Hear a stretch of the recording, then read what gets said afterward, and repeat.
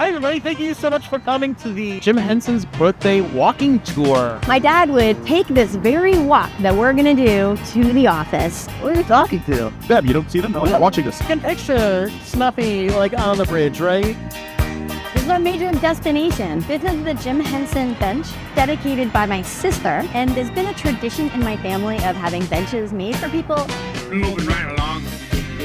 Learn to share the load. We don't need a map to keep this show on the road. And these are Muppet Baby walk-arounds. There's some big babies. Yeah.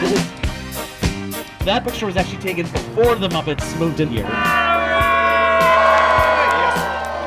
Jim's real legacy is the love, the connection, magic, joy, the inclusivity. You really find your people here, and it's been wonderful to see all of the connections and friendships that have been made over this weekend. This is the stuff that needs to be fostered and grown.